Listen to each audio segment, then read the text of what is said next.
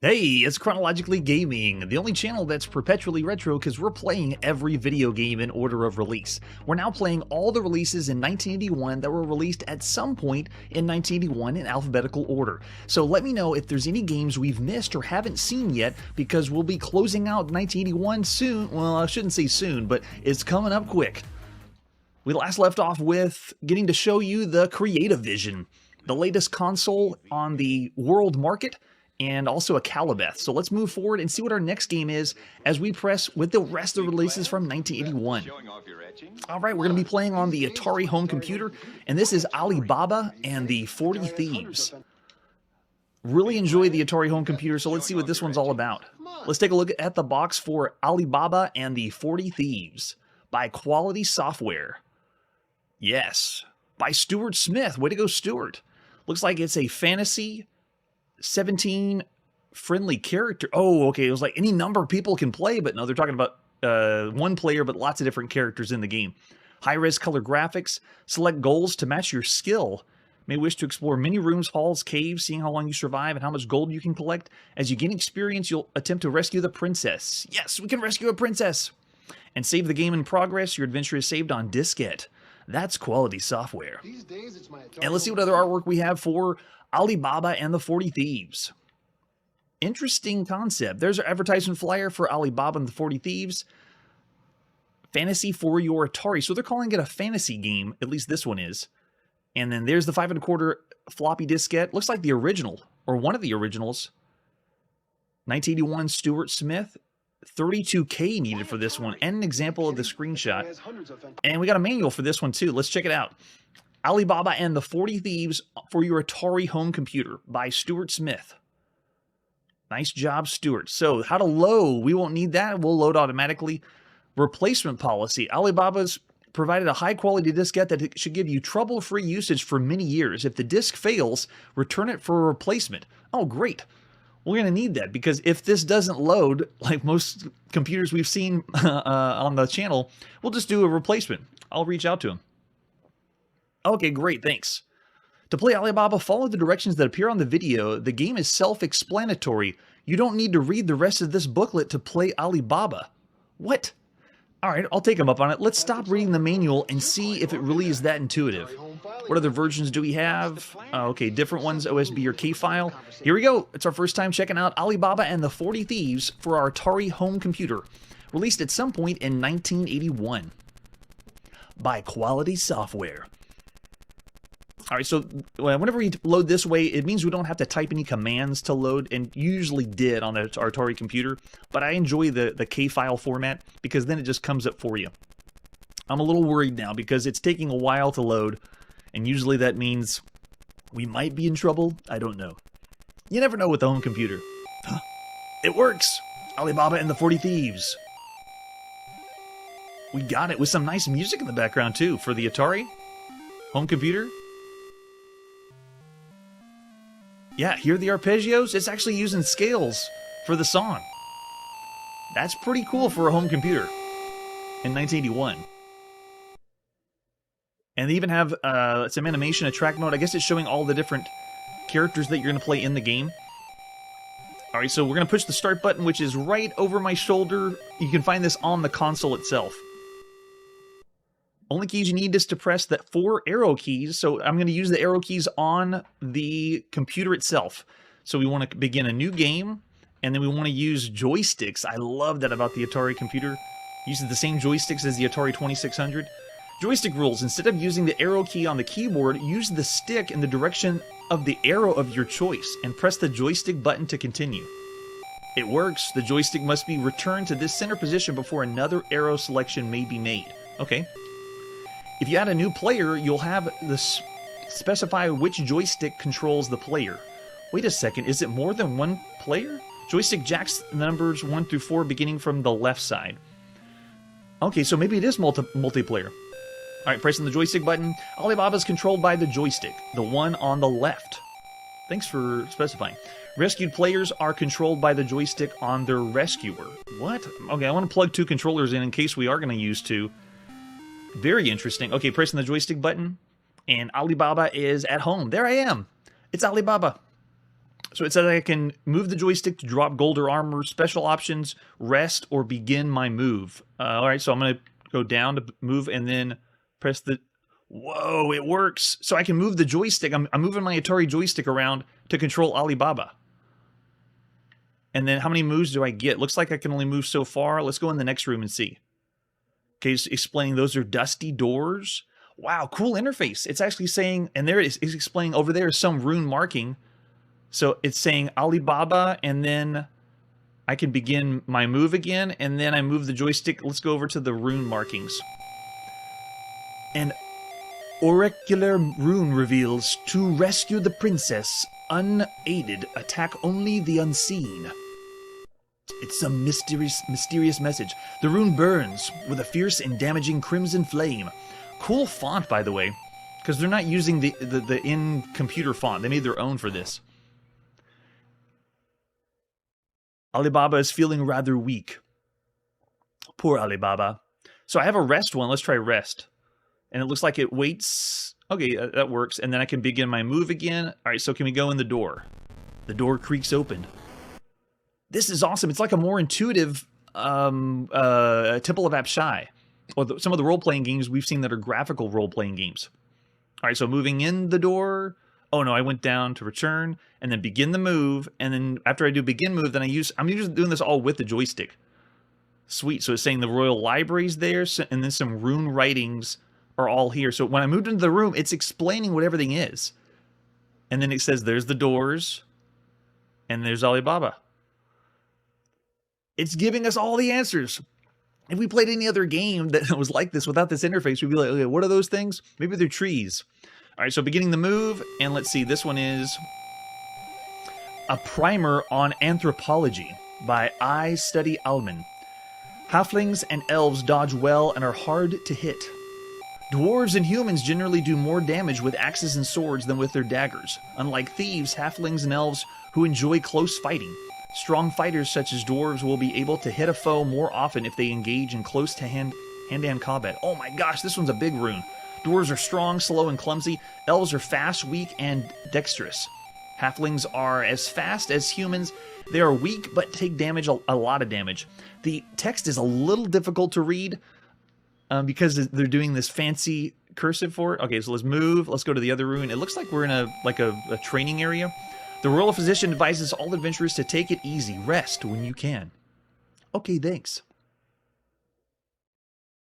All right, so if I do rest, Alibaba feels stronger after resting. Good thing I rest. All right, let's move over to the side.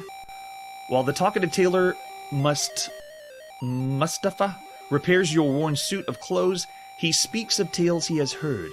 On the gilded pathway walk the straight and narrow. The astrologer of Sharihar went to the mountain often. His last words were, "Look for the pair of no one could quite make out his last word."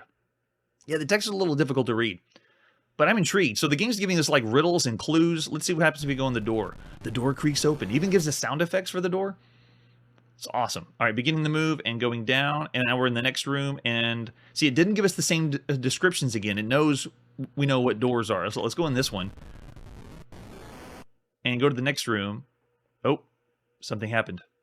There's somebody over there. Do I have, what's my special options? Oh, I can add another player. Let's try adding a player and see what happens. New player starts in this room, or new player starts in the first room. Add Harud El Large. Yes, let's add Harud. And then select joystick. What? So I'm going to select joystick 2, I guess. All right, so I'm now with Alibaba. I just added a second player. And we got some guy walking around, Trugul Beg. He's got to be a bad guy. All right, so around the Sultan's Palace, we have a treasure chest, some rune writing, more rune writing, and then a door. Who are those people, though? Treasure chest. There's Alibaba. And then I hope these aren't bad guys, but we'll see what happens. All right, so if I move Alibaba, let's go next to him and see what happens if I... Oh, it is. I can either attack or defend. So as I move next to an enemy, it's giving me the option. But I'm controlling all this with the Atari joystick.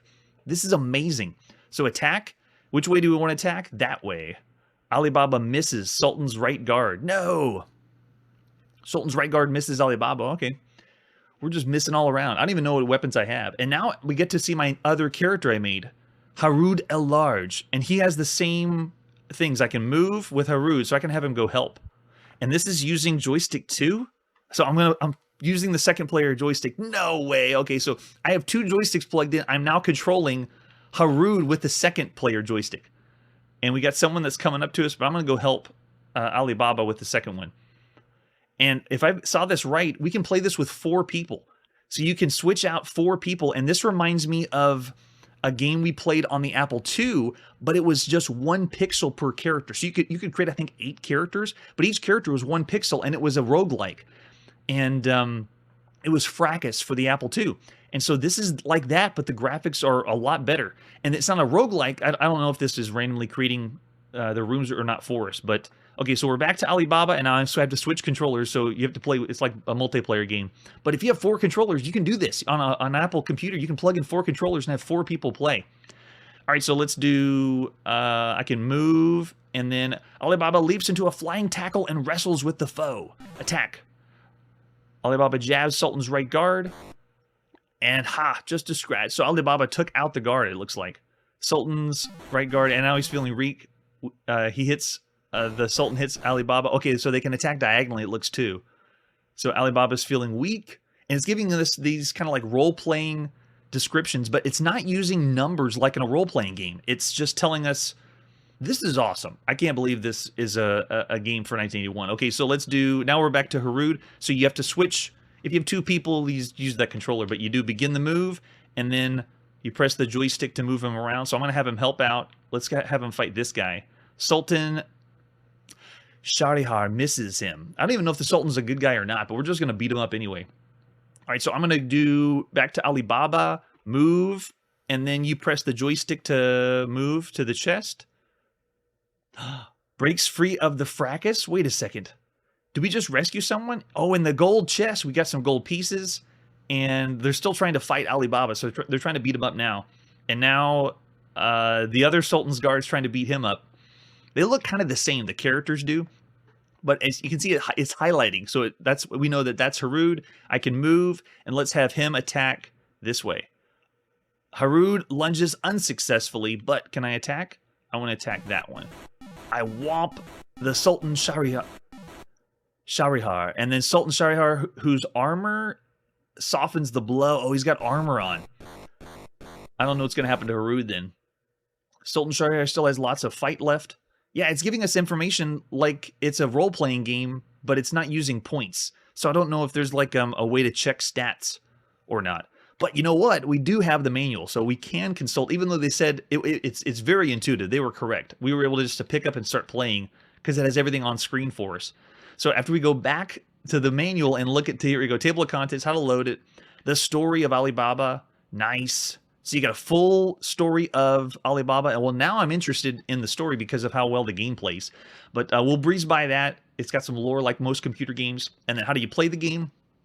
The goal is, can you do as well as Alibaba did? He rescued the princess without harming a living thing, nor allowing the princess to do so without adding any other players to help him. This is a very difficult way to win the game. If you succeed, you will receive the author's personal congratulations. Okay. It's somewhat easier to win it if Alibaba and those he rescues are permitted to fight while they search for Princess Budir. Princess Budir. If this is your strategy, Alibaba would do well to purchase good weapons as soon as possible. Oh, we didn't do that. We just went and started hitting people. Alibaba can add additional players or characters to help him and may even retire from the game himself, leaving the others of the elite corps to rescue the princess. You and your friends control the player characters that are added, and if you wish, you can reincarnate any player character that doesn't survive an encounter. Even a large group will find it challenging to rescue the princess. Nice. So it's showing you in the beginning what we did, doing a new game using keyboard or joystick, and then how to control those. So it's explaining everything. And this is a very large manual. So this is a very detailed game. This isn't our typical arcade game or quick pick up and play game. It's more of a hybrid fantasy role-playing game. I don't know if I can say role-playing because there's not experience points that I've seen. Okay, so it's explaining how to attack and defend, and then how to add more players. And we've seen all this. It's very intuitive with the instructions, or the game tells us already how to add the new player and where they can go. And then this is, okay, changing difficulty. So we can actually change the difficulty for stuff. and even make changes to the monster rebirth rate. That's pretty cool.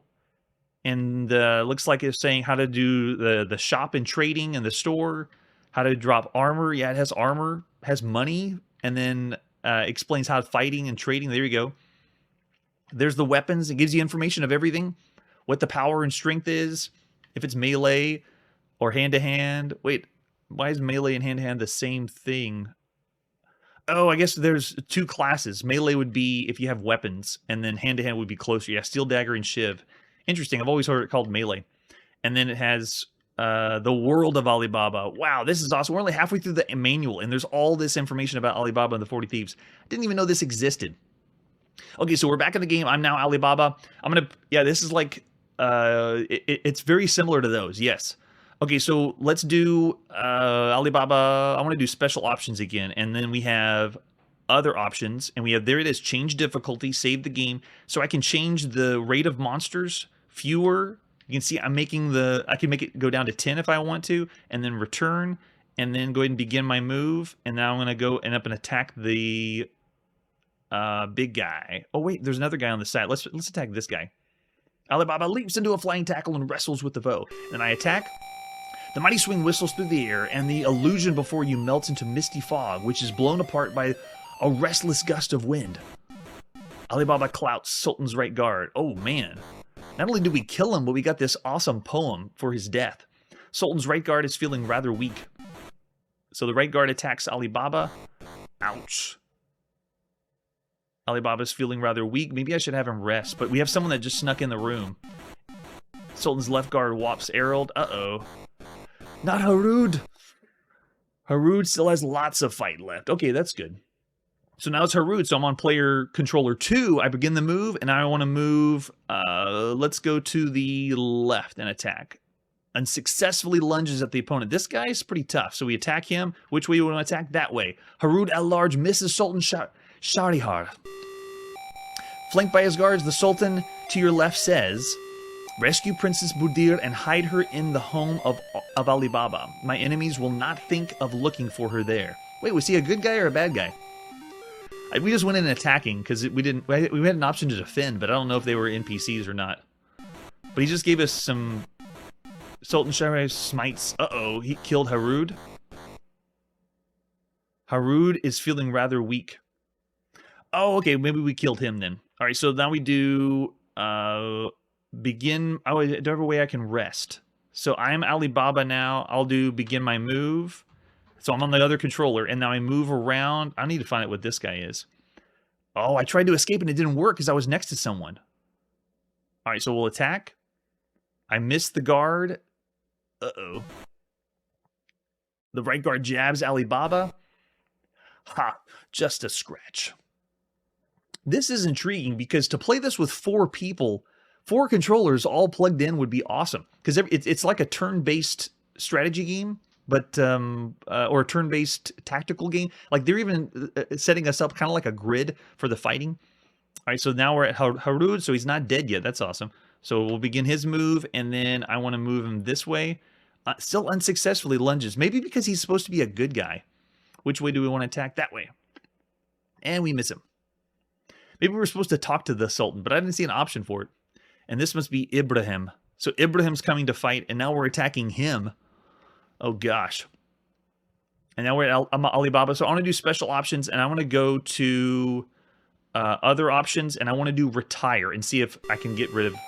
Thank you for fighting and making this little world a little safer. May your retirement be free of thievery. Does that mean the game is over? It looks like Alibaba just leaves. So you can retire players. Let's say people drop in and out of the game, and then Harud still goes, but... Oh, Harud departs the land of the living. What a pleasant way to say he's dead. Poor Harud. Ibrahim smites Sultan Shahriar. Oh, wow. Sultan, whose armor softens the blow. Yeah, he's a tough guy. That Sultan's all protected. He's ready to rock.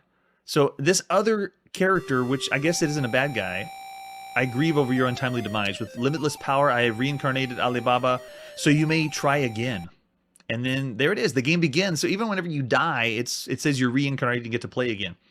So cool. All right, let's go a different direction. So I'm going to do Alibaba and move. As I go to the next room, does it change up? It does not. So I wanted to see if it was a roguelike. It looks like it's the same every single time. But it did save the doors I've already opened. So let's go to this side. Is he a bad guy or not? I'll move. I don't have an option to... I'll just do defend. Torreg Beg. He's running away from me anyway, so that's fine. So I'm going to move, go to the right, and then same... When you come next to someone, you can't just keep moving. It's like they have zone of control or they're an enemy, I guess. So we'll do defend again. Let's see what he does. Oh, he leaps into a flying tackle and wrestles. But he misses Alibaba. Why are you trying to fight me, Torreg? All right, so moving... Oh, is he gone? He's not even on the screen anymore. So I'll move down. Breaks free of the fracas. Okay, so I'm broken free. Torreg moves around. You can see it's like a turn-based game. He's making his movements. And now I'm in the bottom room, and I can see they're telling me there's a treasure chest, two trading outposts, and another treasure chest. What is that? A tiger. Okay. So now I'm Alibaba, and the tiger makes its move. It's telling us what it is, and then it highlights it for the move. That's very cool. All right, so then I can decide what I want to do now. I want to begin my move. I kind of want to just go to a store because I feel like I'm defenseless right now. Let's see if we can move around away from the tiger. I have so many movement points. Let's move this way. And then I found some rune writing here. Am I still... Okay, I'm still Alibaba. And now I can move, and it reveals the room to the left, so I can still see where the tiger is. I move myself up, and then open sesame. You may now pass through the wall above you. I can? All right, let's try it. The wall says I can. I moved through the wall above me. It worked. Am I in the treasure room now? Yes. 6 treasure chests in here with a door. Thank you. Yes. So every room, it's describing what things are, so you give a heads up. Is there a way to skip it? I don't think so. All right, so now, again, I'm Alibaba. And I can add more characters, too, if I want. Okay, this is awesome. So this is one of those games that I never knew about, and I would want to keep playing to explore, because we've seen examples on the Apple II, but they were very slow, but they didn't have this intuitive nature of the user interface. So, and you can play this all with a joystick. That is so cool. All right, so that's Alibaba and the 40 Thieves. For the time, it's doing something that we gave in 1980, Fracas. I gave it 5 stars because of the ability to play multiple characters. It was a roguelike game, and you were playing a role-playing game across multiple rooms, and it was keeping track of all the players. This is like that, but better, so I'm going to go 5. It's a 5-star game, one of the best games you could play. For the concept. We haven't seen anything that goes this in-depth so far on the channel. So there you go, Alibaba and the 40 Thieves, one of the best games of 1981. We rarely see those games in the end of the year when we're tackling all the other releases. But surprise, surprise, there we go. All right, let's see what our next game is after Alibaba and the 40 Thieves. All right, we're going back to the VIC-20, and this is Alien Blitz. Let's see what Alien Blitz is all about. First, let's check out the box. Alien Blitz, the fabulous invader game for the VIC. It is in a cassette tape. Got to get those cassette games in there. So here's our manual for Alien Blitz by Peter Focus and Thomas A. Gigware. Way to go, Peter and Thomas. Shoot down the waves of aliens marching at you from the sky, dropping bombs all the while. It takes skill to dodge them. I don't know if we need a manual for this because it sounds like Space Invaders. UFOs pass across the top of the screen, and Alien Blitz title screen is, so after about 5 seconds, it's going to load with joystick control. Nice. Joystick for the VIC-20, okay. And we don't need to know how to load the cassette. We got blazing fast speeds. Let's see what other versions we have. The autogenic version and the UMI version. So we got European or NTSC. I don't know which one was released first. You can see they're all showing 81 here, but we'll play the PAL version first. Released at some point in 1981, this is Alien Blitz for the Commodore VIC-20. There it is. Alien Blitz. And we're in. It works. Joystick control is good, and it is Space Invaders all the way. Alien Blitz is basically bare-bones Space Invaders. Sound effects are pretty cool for the VIC-20. Way better than the PET sound, which I don't even think we got sound on the Commodore PET. Maybe we had, it's a 4-bit channel, so I think we only had one sound we ever heard on the Commodore PET, if anything. The sound effects are nice for Space Invaders. And they're even giving us the background thump, thump, thump. Alright, I don't think we need to finish Space Invaders, but for the time, that is pretty average. I mean, it did play well. Looks graphically simple, so I'll do 2.5 stars for Alien Blitz. Functions, works, great for the VIC-20. Alright, so after Alien Blitz, where are we going now? We're playing Alien Hell. Nice. Back on our Atari home computer. Let's check out Alien Hell. First starting off with the box. There it is. For the Atari 400 and 800 by Synchro Software.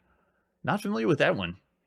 Alien Hell. The remnants of an alien race have from time to time descended upon Sol 3 to mine rare crystals deep within the planet and unknown to the surface dwellers known as humans. The crystals being harmful to the aliens in the raw state require that slaves be taken from the surface to mine the raw materials. Is this another Space Invaders clone, but they are just really creating an amazing story for us? Looks like it's available disc, tape, and joystick required. That's good. So we're, as a human, been enslaved to labor in the crystal mines forever. So we're supposed to escape? That's exciting. All right, let's see what other artwork we have for Alien Hell. There's an advertisement flyer, Synchro's Challenging Adventures. Alien Hell, a color graphic adventure, solve the riddle for your escape. So that's kind of what it's about. Okay. Alien Hell, there it is on the 5 1/4 floppy disk. You only need 24K. We're getting more and more memory slowly creeping up of what's required for systems. I'm going to keep an eye on that because as we get further and further into the future, everything's going to require a little bit more and a little bit more. We got a manual too. How do you play Alien Hell? So there it is, the same story we had read before. We're enslaved and locked away. Alien Hell's a graphic adventure. Oh, interesting. The term graphic adventure we usually only see for an adventure text game with pictures, but they're calling Alien Hell this one? Okay. Your goal is to find a way out using your wits and reflexes. Your character is controlled by a joystick. Yes. No keyboard. Therefore, a faulty joystick could prove frustrating at times. Wait a second. What are they trying to say? Make sure your joystick's correct before you play. So do not press reset. This adventure should be played on a color TV or monitor. Check. To discern the difference in crystal colors. Should this adventure prove too difficult, send a self-addressed stamped envelope for a map of the complex and some helpful clues. I wonder if anyone did that.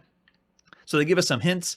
A fireball will be preceded by its sound on the screen, and you can freeze in your tracks. Crystals are your key to escape. The alien guards can be outwitted with some practice. Okay, and many things are going on in a room at one time. You'll notice some slowing of your character. That means that they bogged the game down too much, and that's why you slowed down. Some crystals are well hidden, but fear not. You will find them sooner or later. The alien guards also carry a crystal. And last but not least, your rating will depend on the level of difficulty chosen. Level 1's for beginners. You can start... Okay, you can pick different levels. And then to get started, there's a blue crystal not far from your cell room in the complex. Good luck. And then it gives loading and a case of difficulty, which we might use. So we got two versions. We got the cassette or the disc version. Let's play on disc. Here we go. Released at some point in 1981. This is Alien Hell for your Atari home computer. Alien Hell. Oh, hell. Synchro Incorporated. By T. Clogs. Way to go, T. You got to put your first name in there for us to correctly acknowledge you. Alien Hell, select what level you want and then press start. Another thing I love is it's playing almost like an Atari VCS, like I'm pushing start on the console. So pushing start, and there we go, we're in. And there we go, I'm on the left side. I'm the white guy with a very tiny sprite work, but I'm moving slowly, inch by inch. And it says I'm supposed to pick up a crystal nearby, but I'm not seeing anything. If I try joystick buttons, not getting anything for joystick buttons. I'm going to go back to the manual just to make sure I'm not missing anything. I'm so tiny. Well, at least compared to Alibaba. We're playing on the same computer. Oh, it says difficulty for if you have problems with a cassette or disc. I thought it was difficulty with the game. So it looks like there's a blue crystal not far from your cell room in the complex. All right. That's the only help it gives us. I don't see any crystals. And we're playing on their color screen, they said to. All right, here we go. I'm leaving the room now, and I have some kind of barrier. Oh, and there's somebody coming after me. I do not know how to fight. Looks like he gets stuck on the wall. Can I go diagonally? Let's see.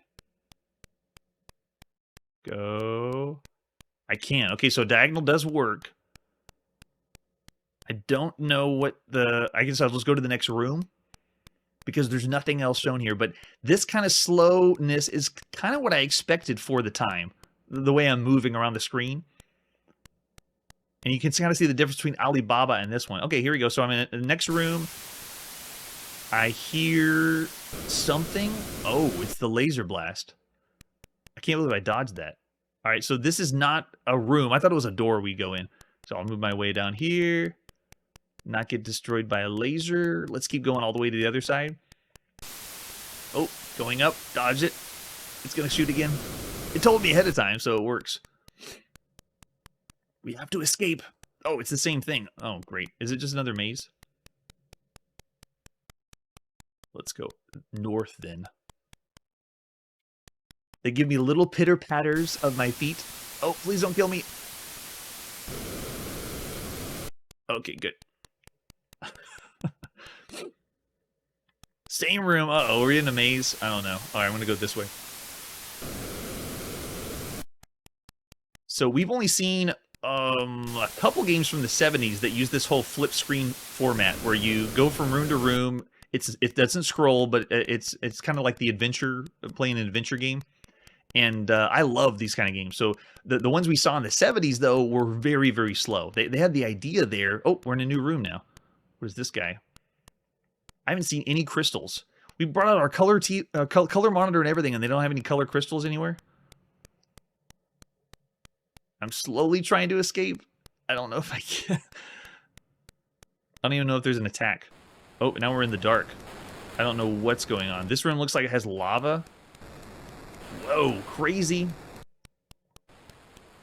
It's alien hell. Maybe it was magma. All right, so I'm intrigued, but I don't know how long it would last. If this was a game that was bought on the Atari home computer, and it was the only one I had, I'd be playing longer to see more rooms. But right off the bat, it looks it looks okay. So I'm going to do 3 stars. Not really pushing anything really big. And you can see from the manual, it wasn't explaining things like attack mechanics or ways we could do anything to those guards except avoid them. So we're going to do 3 stars for Alien Hell. I'd want to play a little bit more, just a little bit. But we can see we had lots of repeats from what we'd seen before. All right, so where are we going next after Alien Hell? It's now Alien Raiders. All right, so Alien Raiders is on the Milton Bradley Microvision. This is our handheld with interchangeable cartridges for the time. So let's take a look at the commercial for the time for Milton Bradley Microvision. Your day, dear. Tired of doing the same old thing every night? Well, light up those nights with Microvision, Milton Bradley's great new handheld electronic game system. Blockbuster, one of the 7 great game cartridges available, comes with the Microvision unit. What Switch in the cartridges world? to Connect 4. It's a real mind tease. And for fast action, there's bowling or hitting a jackpot in Vegas slots. So for new excitement, get Microvision, the programmable game system from MB Electronics. MB Electronics, so Milton Bradley Electronics. I don't get what's going on with the...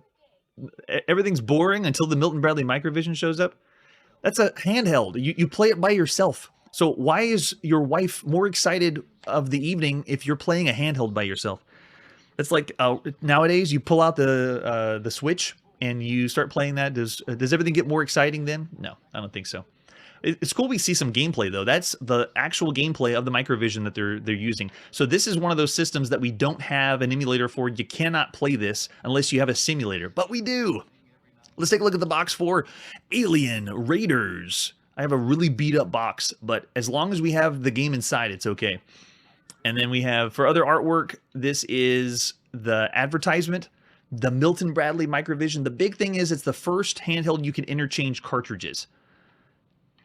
And we've seen this since 1979. There's the cartridge. So this is what you put over the whole top of the screen and play. Looks like we're playing possibly in Alien Invaders game.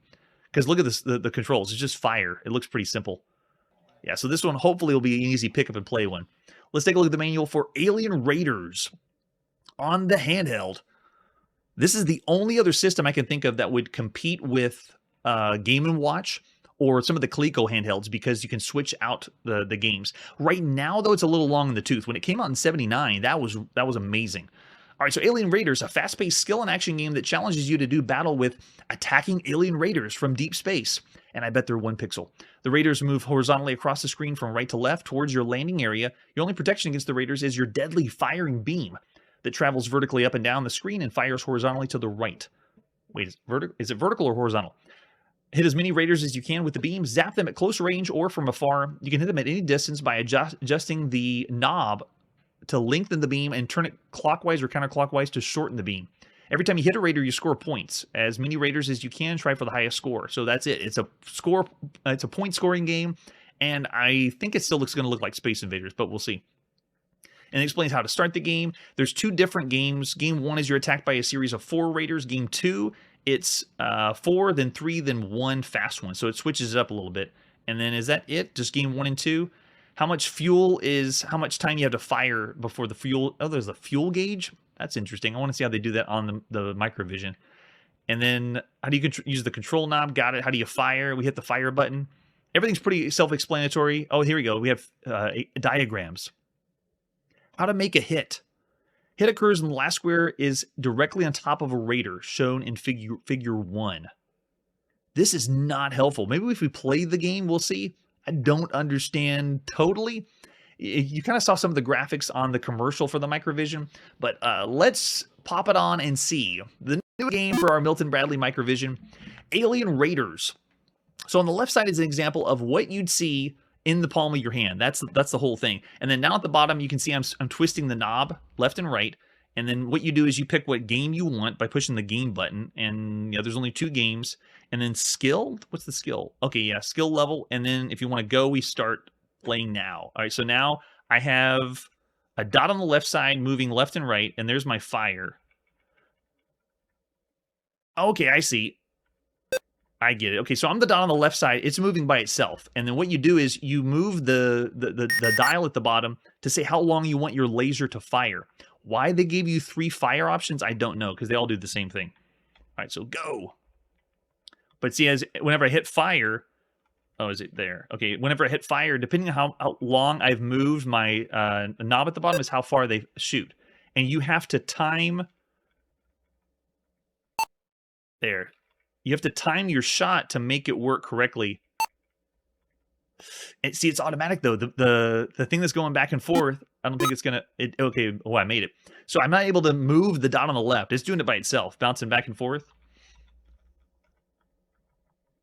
But I can decide how long I want to fire the beam across. Let's see if I can take these guys out. Got it. And I got those. But you make it shorter or longer. So in a way, it's not really... Okay, it's not Space Invaders at all. This is like you're having to determine how far the laser needs to go to the other side. And then you shoot that to try to destroy them before they get to the very end. Okay, I got the idea. Can we reset game? No? Skill? Go?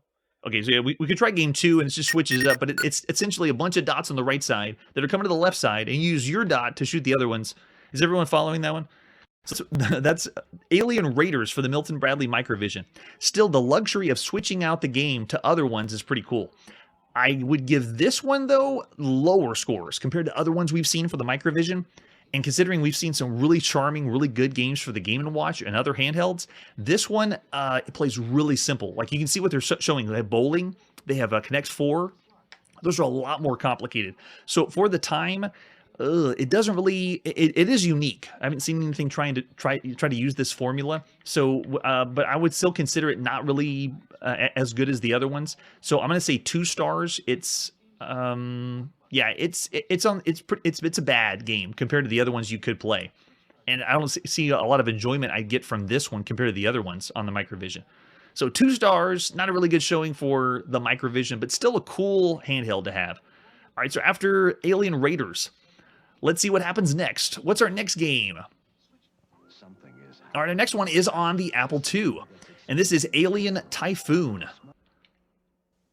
We're going through all the games in alphabetical order that were released at some point in 1981. There's a ton of Alien games.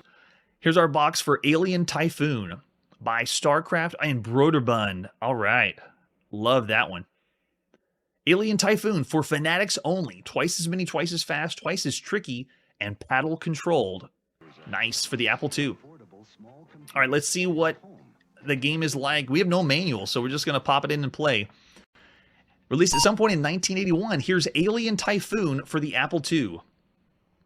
If you're not familiar with a lot of these games, it's probably because we're dipping into games that we couldn't find definite release dates for, or it was hard to find them. Oh, here we go, by Tony Suzuki. Way to go, Tony.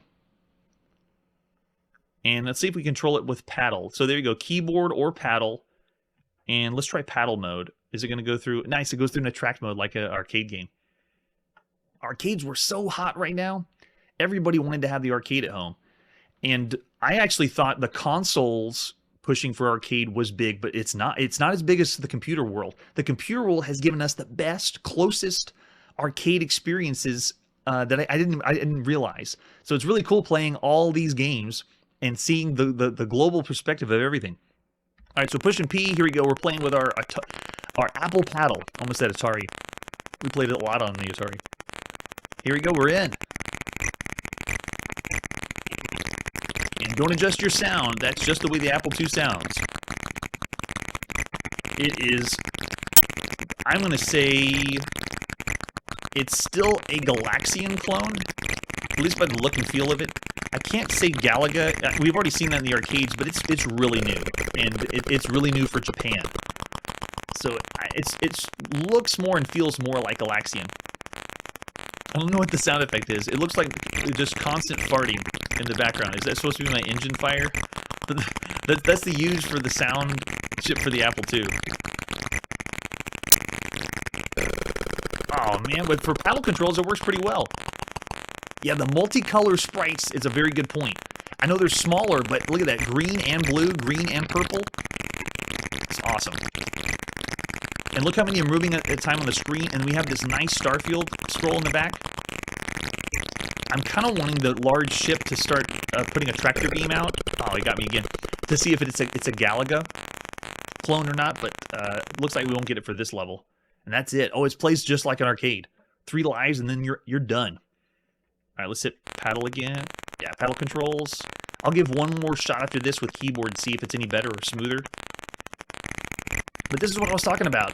These kinds of games, looking like this for the home computer, is amazing. For all the people that wanted to play arcade at home, getting the home computer was the way to go. We've seen so many good ones on the Texas Instrument. Apple II is the most popular at the time, where there's more Apple IIs in the home, well, especially at schools. And they had lots of arcade games you could play. But TRS-80, the Coco 2. Oh, darn, the Kamikaze got me. Yeah, I don't think I've ever used the paddle for the Apple computer.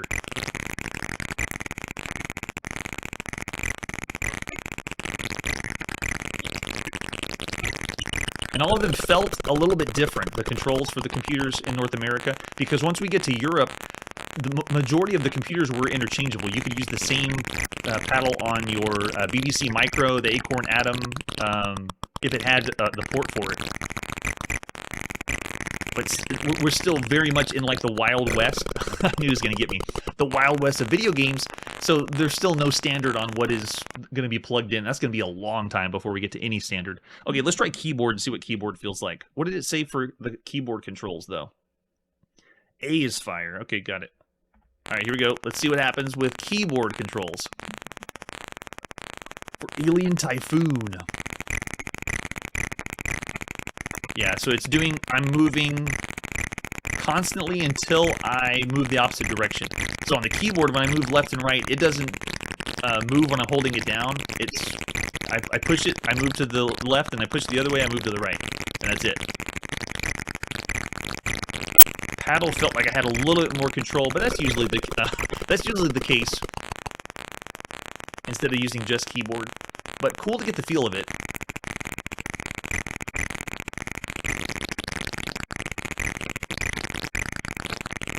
The moving sprites is pretty good, but I'm not going to say it's like an amazing game. It's not up there with some of the other ones we've seen, at least for the Apple II, or home computers in general. We're also seeing so many games that are playing longer and have more screens. on the home computer and console space. So when you play a game like this and you're expecting an arcade game to just start shooting things, what we're doing is what you see is what you get. There's no more of the game. We play a game like Alibaba and the 40 Thieves, and there's so much more game to play and experience, but it's obviously a different genre. All right, so there you go. That was Alien Typhoon. So for the time, that's pretty much average for what we'd see. I'm thinking 3 stars. It's not really enough to push as above average. Yeah, so I'm going to go 3 stars for that one. That's true, because we know this was released at some point in 81, but not when. And there's a big difference between early 81 and later 81. But we'll go 3 stars for now for Alien Typhoon, considering everything else we've seen for the time. All right, after that, let's see where we're going next after Alien Typhoon. It's time to go to the arcade. And this is Altair, another arcade game I am not familiar with. Let's check out Altair with artwork first. Here's our advertisement flyer. Oh, interesting. It's by Cadelsa. This is Spanish. And it's possible we'll be playing the first release in Spain. Made by Playmatic Sa, or in Spain. Altair. No wonder I haven't heard of this one. This is one that I don't even know if it came worldwide or not. Looks like for controls, we have a 4-way joystick and a fire button. So it's not just left, right, and fire. That's nice. There's our arcade marquee for Altair. Altair. It sounds Spanish, with an example of a screenshot. No manual to go on. Yep, so we're going overseas. Here we go. Let's go to Spain and play Altair, released at some point in 1981. What is Altair like? Nice, we get an arcade cabinet artwork. There we go. En España, vence batalla tras batalla y destruye el monstruo como hizo. So we destroy the monsters. That's what we could describe every game. Let's destroy them all. All right, let's put a coin in. We're in Spain, playing Altair. Here we go. And push and start. Player 1. Bueno. Okay, here we go. Let's go. Gracias, señor. If it's España, it would not be the same Spanish. All right, so right off the bat, it feels like... Wait a second, am I shooting both? Oh, I can shoot up and down? What in the world? And I'm getting this weird screen flicker, which it might just be the emulation, not necessarily the game itself. I don't know, but look at this. I have full range. Can I go all the way up? Wow. I really died. All right, so the joystick control is a free range. I'm moving around, but the screen's not scrolling. And I can shoot up and down. And the flicker is real. It's so intense. Oh my gosh. Wow, and the death scene is so much flicker. Apologies for those that are sensitive to that. Please close one eye. Wow, there's so much flashing. Crazy. Okay, so now we got a different enemy type. It looks like there's like a mother base coming to drop them off, but I can shoot up and down. I gotta admit, it's something we haven't experienced yet, unless you want to consider like a It's almost like we're playing a... it's supposed to be a fixed shooter, and then they gave us one extra option for it. Yeah, look, it's blowing up parts of the ship. And it is a 4-way joystick, so it's not as smooth as an 8-way joystick, but that's typical for the time. So cool. All right, so let's try one more time. One more coin in, and push and start. So pop quiz, what coin did they put in an arcade machine in Spain in 1981? Because we're all familiar with quarters in North America, and I forget how many pence it is in Europe, or I'm sorry, in the UK, but in Spain, what did they put in this machine? What would be the equivalent of 25 cents in Spain in 1981? The only other currency we've ever heard of was on the first Galaxy game. They had a 10, you could play with 10 cents or a dime instead of a quarter, but I want to know what they're putting in Spain. All right, how many shots do I have? Looks like 2 or 3 before we go down, and then it switches it up again. Oh man, the flashing's crazy though, wow.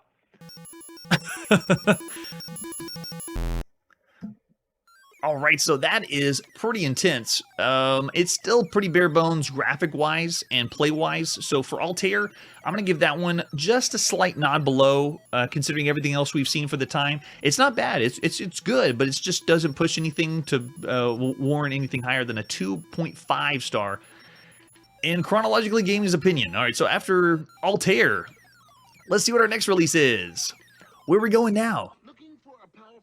All right, we're back in North America, and this is the TI-99 home computer. I want to apologize to all our TI-99 fans. There has been a lot of games that we missed because I wasn't aware of the release date for them. So for this year, we're going to be playing a lot of games for the TI-99 as we close out 81, but a majority of them were released in 80. So we're trying to get a redemption for all the TI-99 games. So if you see the game and you're like, oh, this was released before, it's probably the case. Starting with Amazing, which I believe this was 1980. All right, so let's take a look at Amazing and see what it's about. Starting with the box. Amazing. TI-99 boxes look very professional, like it's for the IBM or something. Anything on the back? No, nothing. All right, let's see what the artwork we got for Amazing. There's the example of the cartridge. We usually play only cartridge games for the TI-99. And example of the screenshot, and that's it. We do have a manual, though. There we go. Texas Instruments home computer, Amazing. A solid-state cartridge. Is it really, though? Because we determined an a solid-state drive nowadays is something different. All right, so quick reference guide. How to play on the TI-99 4 and the 4A. So we'll be on the 4A, but they got keyboard controls, which we're going to be using a joystick for all that. It looks really complicated on the control side. I wonder if there is skydiving cats. They're coming down to kill the mice. No. All right. So what is Amazing? You can see the copyright 1980. I was pretty sure this one was 80. We're going to try to play all the other releases of the TI-99 and TI-99 4 before we close out this year. So, the Amazing solid-state software command module, you become a mouse attempting to find your way through a maze. Not original, but this is no simple maze game. There's 5,000, oh my gosh, possible variations, including dangerous cats, delicious cheese, and dark mouse holes to aid or hinder your escape. Okay, so just bear in mind, we play Atari games and they give us variations. What's the most we've ever seen? Over 100, maybe 114, I think it was. But this is 5,000 variations? I'd like to see that.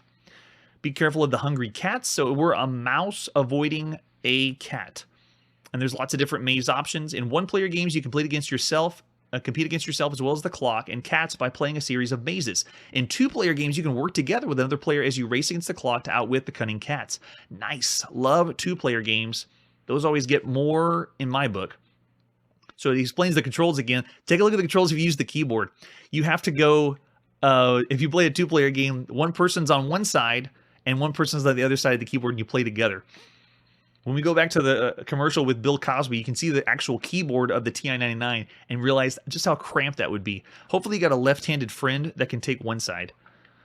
All right, so how do you use the solid-state software? You plug it in and you play. There it is. There's the keyboard. Okay, there's an example. It is not large.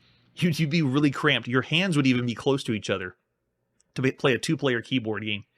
So it explains how to get started. It's usually pretty intuitive, so I'm going to breeze by that. 1- and 2-player games, choosing the maze you want to play, and then it explains the simple or complex mazes, visible or invisible mazes, mouse holes, obstacles, cat speeds. Oh, wow. This is what they meant by 5,000 variations. There's a ton of stuff. We're only halfway through the manual.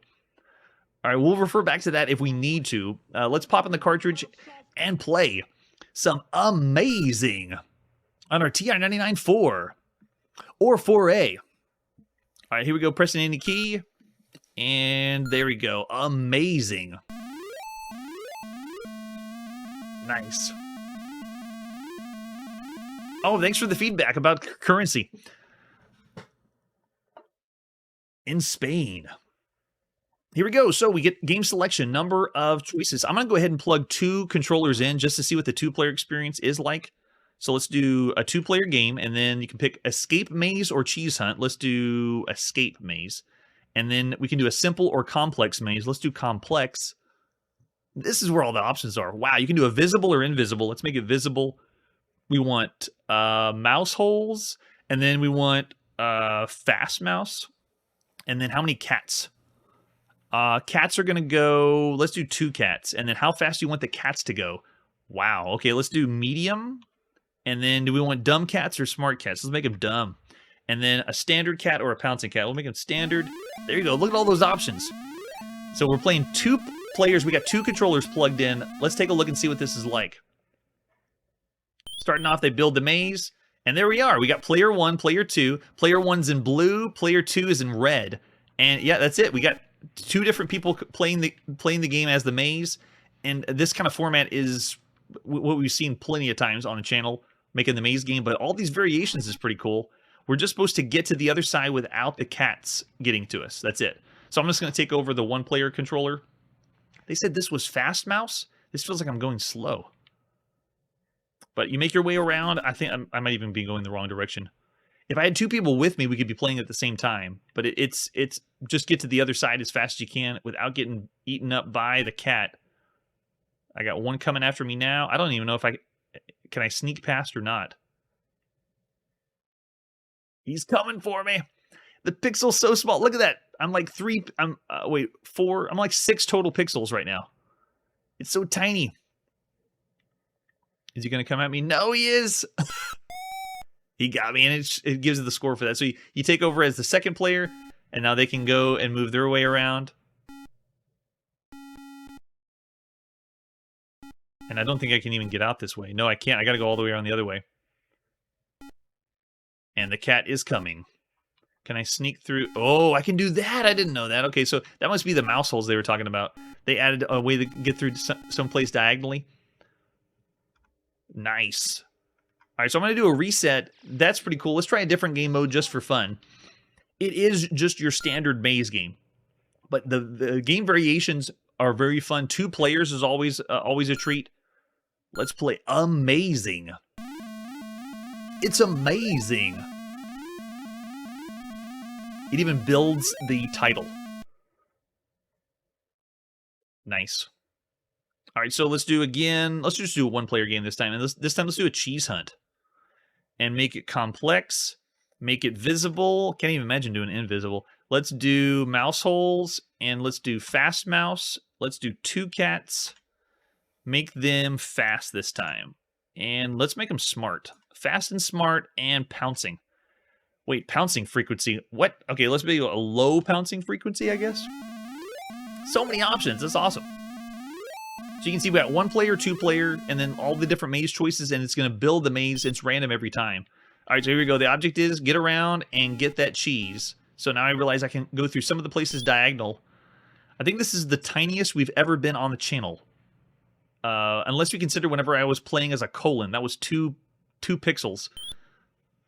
All right, so I think I'm going to get stuck by this one. Oh, the pouncing happened. It just jumped to the other side. All right, we're going down for this cheese, and I think this one just ends when you collect all the cheese, and that's how it finishes. I still feel this mouse is slow. I can't imagine what the slow speed is for the mouse, if this is supposed to be fast. Oh, am I stuck? I'm stuck. Can't go down there. Yeah, and that's it. You're just picking up cheese, and then you collect all the cheese, and then you win.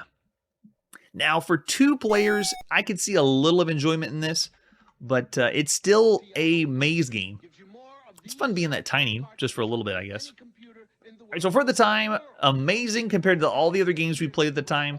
I wouldn't still call it average because of all the game modes. This would be enjoyable on the home computer if this is what we had for the TI-99.